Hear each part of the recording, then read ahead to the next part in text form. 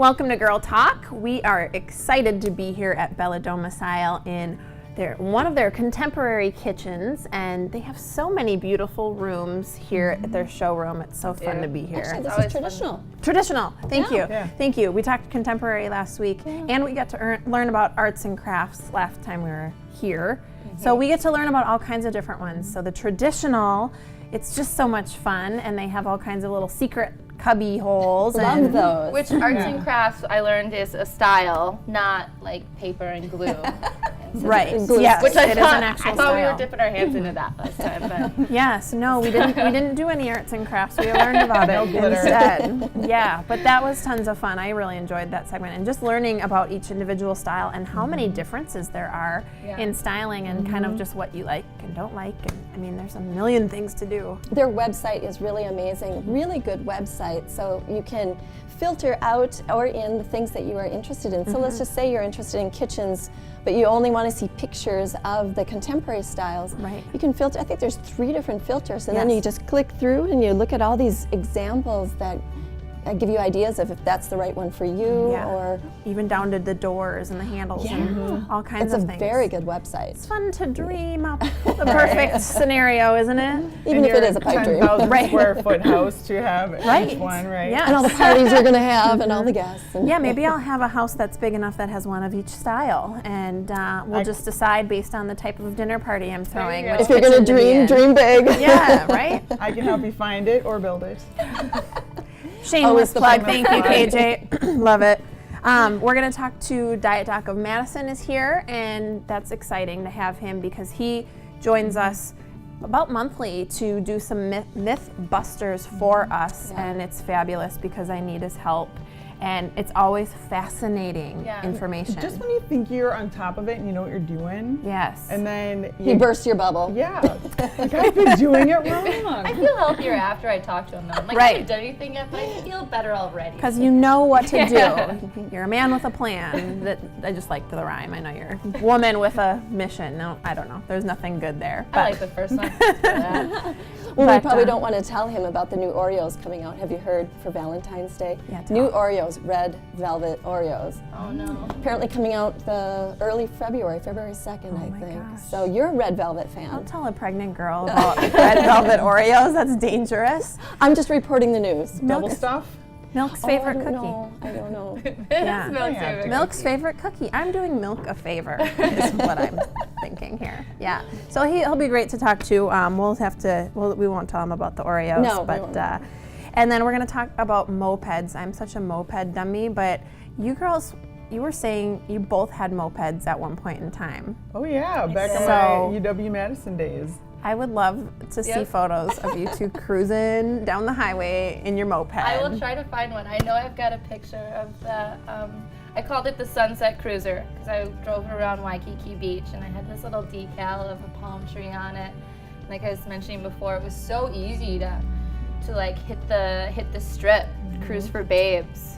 Cruising for babes. There's no windows blocking you, you know? It was I so was not nearly as cool, and thank God it was pre-iPhone. I've got no pictures, but I'm in Madison, Wisconsin. It's a blizzard. Everything's shut down, and I get all bundled up. Okay, how opposite can we get here? I know, Hawaii or Wisconsin. I was like, it might be fun to go around the block on my moped. And it's like, when I just fall. It gave you a good excuse to wear like those ultra huge, sunglasses that were in. You don't kind need of like a bug shield. You never need an excuse for those. Huh? You don't need an excuse. No.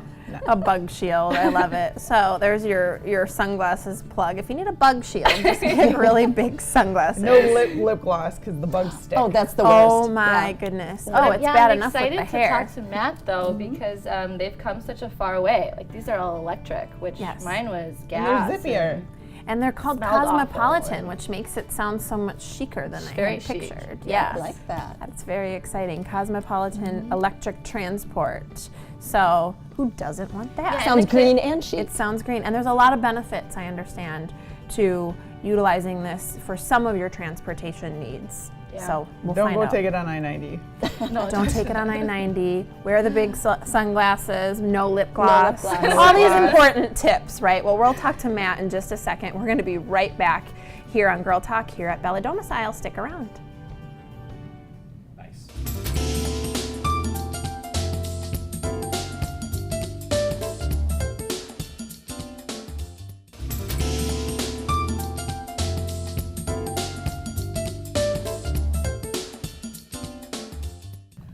Welcome back to Girl Talk. We are filming at the gorgeous Bella Domicile. Yes. We're going to be talking custom kitchens later. But first, we have Matt Brueggemann with Flux Mopeds here. Thank you for Hello. coming. Yeah, thanks for having me. Thanks I'm for excited. joining us. Love Yeah. this kitchen. I Looks know, just Isn't nice. it right? fabulous? Yeah. So, what is a Cosmopolitan electric transport? Flux Mopeds are 100% electric mopeds, perfect for getting around town. 30 miles an hour, at least 25 miles in a single charge. Get on your moped and you're downtown in a couple minutes. Don't have to worry about parking. So It's you just- really are passing on gas. 'Cause You're you passing really know on gas. Cool. Yeah, you don't need it at all. And the battery comes right out. You can charge it at home or an office or a coffee shop. Charges from empty to full in 3 to 4 hours.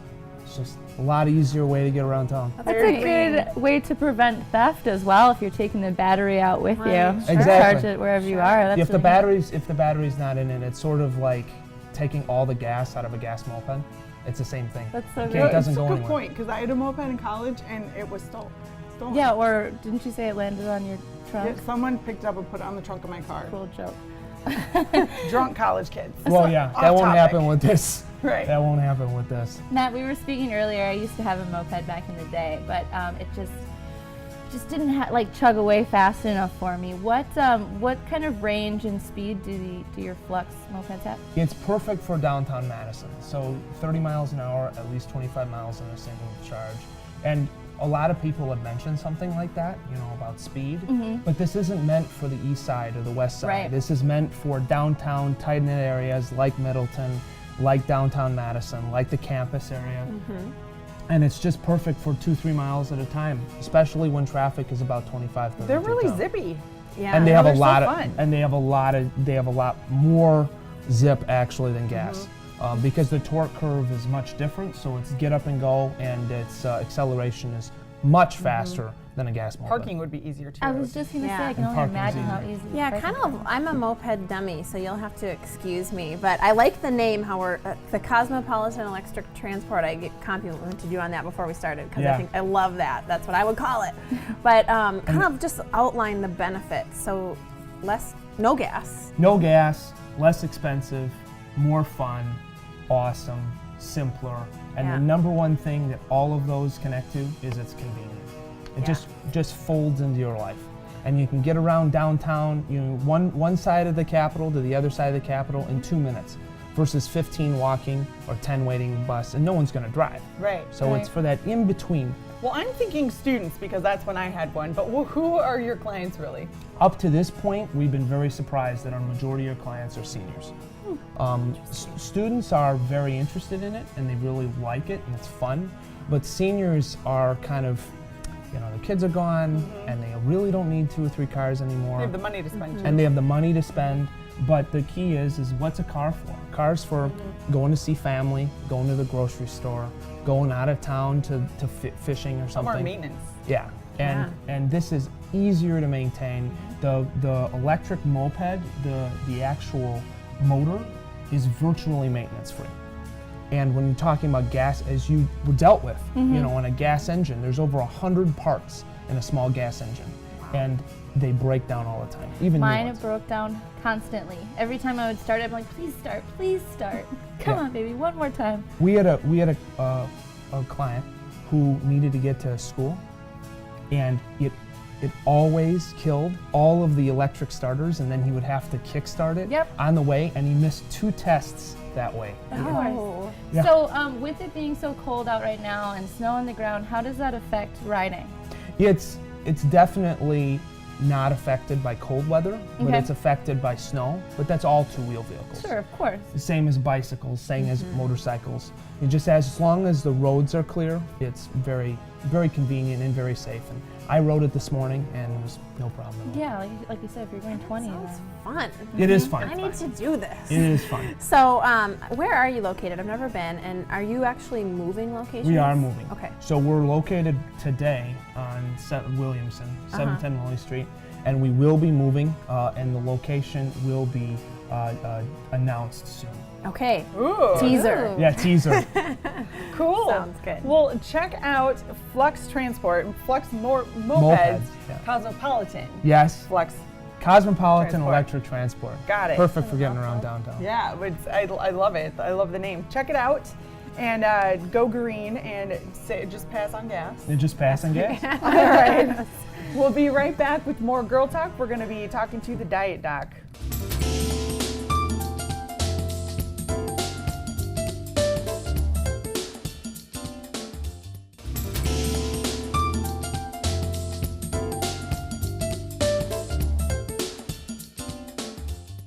So glad to have you with us on Girl Talk today.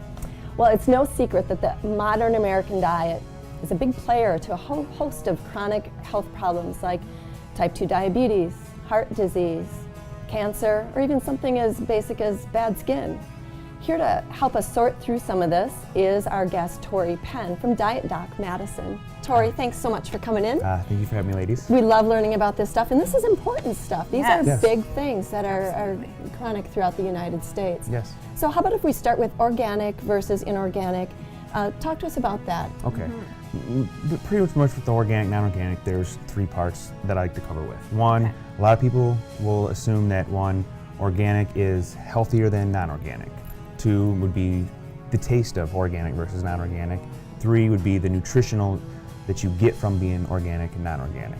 Okay. The problem is with that people will assume because of TV doctors or things that they read on Facebook or the internet that that is the case, and unfortunately it's not. The science shows that there is no real difference between organic, non-organic being healthier. There's a little less residue of pesticides on non-organic, but You mean organic? on organic, Right, okay. but organic, they still use pesticides, and they still, so it's not like, oh, it's organic, they don't use any type. No, they still use pesticides and things on there. So Just a How do they different determine category? yeah, it's how it's a different category that either the government or whoever decides this is okay, this is deemed organic for use. This is the higher price category. Right, exactly. So the amount it's a little less residue on organic, but the amounts that you would get from organic or non-organic isn't anything that is going to be attributed to greater health risks at Could all. you just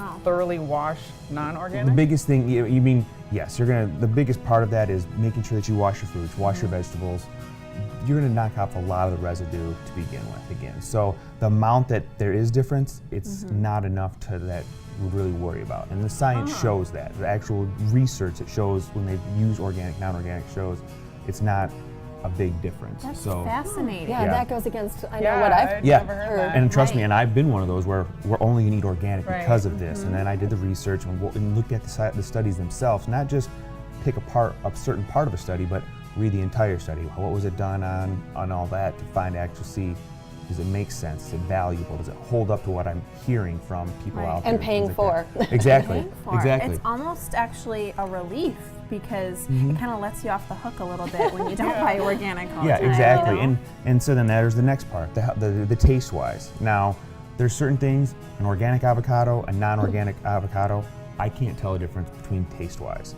The only thing that I know, one of the things that I do eat is like an organic grass-fed beef. I can tell the difference in the flavor, the texture, it's juicier. I can tell the difference between that. So it's not to say that you don't ever have to buy organic, but again, if you like organic eggs and you tell the difference between that and a regular egg, or if you get organic broccoli and you can tell the difference between that taste-wise and you enjoy it more, then absolutely go for it. But there's Especially if certain it makes you eat more of it. exactly, exactly. So it's not where it's more of some people can tell the difference between fruits and vegetables or meats, and others can't. So that's more of it's a personal preference. I wonder so. how much of that is placebo effect. And sometimes it point. could be, and sometimes it could be. And I was never like, I'll try meat, and I noticed a difference. So, and the last point would be the nutritional content of it. People think Yes. organic is a lot more nutritious than Right. non-organic.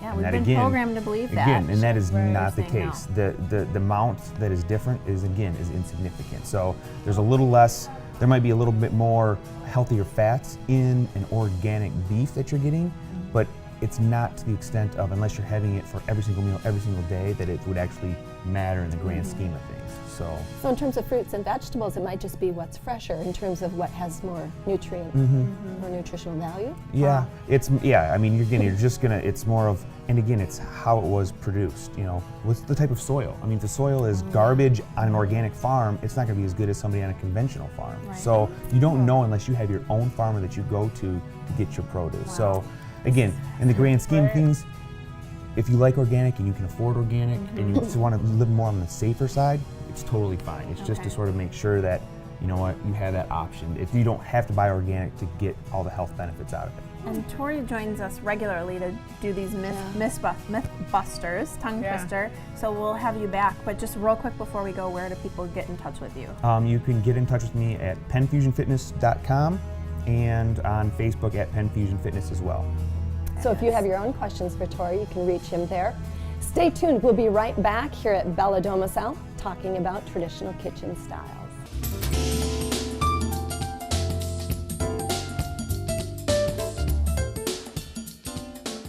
Hey guys, welcome back to Girl Talk. We are here at the fabulous Bella Domicile, and as promised, we are speaking with the experts. Now, we've learned about arts and crafts style. Last time we were here, we learned about contemporary styles, and now we're going to learn about traditional kitchen styles, and who better to do that? We have Carly Miller joining us. Yes. Thanks for having us once again. Thanks for being here. We love being here. Gorgeous setting. There's not a shortage of things to talk about in your showroom, that's for sure. Good. And we're going to talk about traditional styles. So we are in a traditional kitchen. What is it that makes this traditional? Okay, so there's a lot of things in this display that are going to be kind of that traditional style. So one of the big things is the molding detail and on the door. So you have a raised panel here. You have an applied molding that adds that detail. Another thing is even just the corbels or the posts. Okay. Hardware. There's a lot of little details. All the that you can add details. to Interesting. Traditional style. This is a corbel. Is that what you said? I've not heard that term. Interesting. Okay, so all those little details make a difference. And let's talk a little bit about door styling too. We've talked about door styling in the other settings. What is it about the door styling that complements traditional? Yeah, so back to the detail, right? So the traditional style has a lot of different details. Okay. There's just so many different door styles that you can work with in that traditional style. Again, going back to applied moldings, different profiles, different raised panel options. But you don't have to go straight with that. You can also complement it with maybe a door style that is a flat panel on an island or a different space, but it still be traditional. Okay, interesting. So there are a lot of options within the traditional style, but some of the, yes, there's always so many options. Some of the styling's just a little bit different, and it's hard because there are so many choices. What do you do as a client when you kind of get an idea? Maybe you have a feel for, okay, I really like traditional, but how in the heck am I going to choose between all these options? What do you start doing? Well, again, you just come in here. Just come to see you, yes.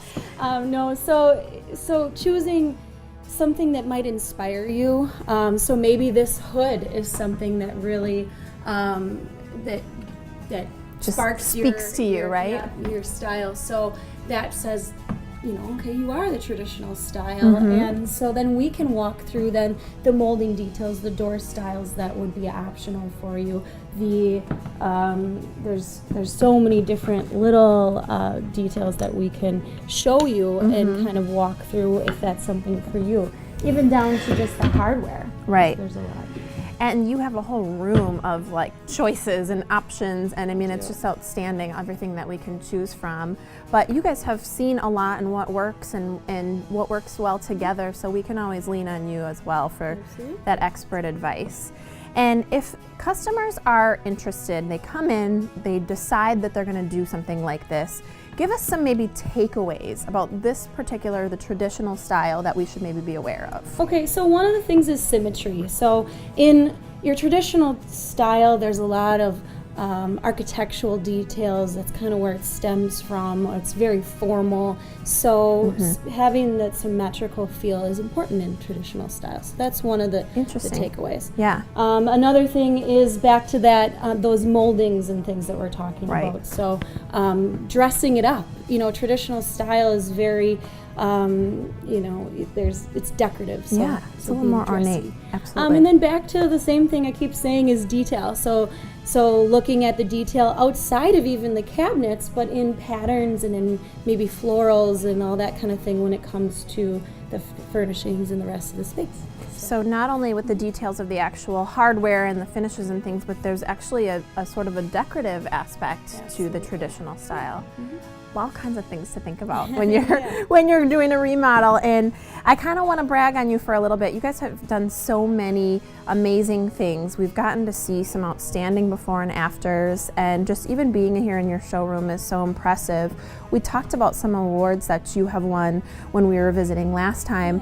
But you actually recently, Bella Domicile, won Best of House 2015. So what is that all about? This is an exciting one. Okay, so I don't know if you've heard of House. It's a website or an app, I guess, that might be a little addicting, so be careful. It's all about house stuff. So you're looking at your kitchen, or you're maybe even looking at your exterior ideas, but you can go there and find tons of inspiration. I think it's one of the best tools out there to get started on these kind of projects. But we were one of the people that just won an award for the Best of House 2015. What they do is they have their editors look at our photos and our reviews in order to pick some of the people that are best. And actually that category is less than 3% of the professionals on House, so it's a pretty prestigious award. That's very exciting. So it has not only to do with the actual projects themselves, but it sounds like some of the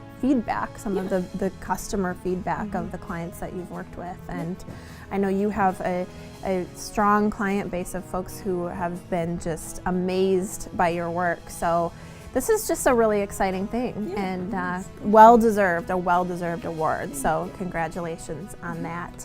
And before we go, I guess give us just a couple more things about traditional style. Any little thing that you want to point out in this kitchen that may be unique that folks can take a look at? Or I know there's some different styling options I wanted to point out before we went too. Now, does this actually pull out? Yeah, so we might add some of these traditional details and think, wow, is that stealing from the space that I have in the kitchen? Well, in this case, no. We're able to hide a spice rack behind one of these decorative options here, or even in here is another spice rack. The other side is a knife block. So though it's going to take a little bit more space to add some of those details we've been talking about, there's ways to make it functional. I always love showing off some of the exciting little hidden treasures because it's so, and isn't that fun? We get to kind of see some of the things that you don't even know are there, but just that help customers organize and keep the style that they want. So come in and check it out. Come check it out. Thank you so much, Carly, our expert over here at Bella Domicile. And if you haven't been, come check out the showroom. It is absolutely fabulous off Nesbitt Road. Thanks so much. Thanks to all of our guests. Thank you for watching, and please join us next time on Girl Talk.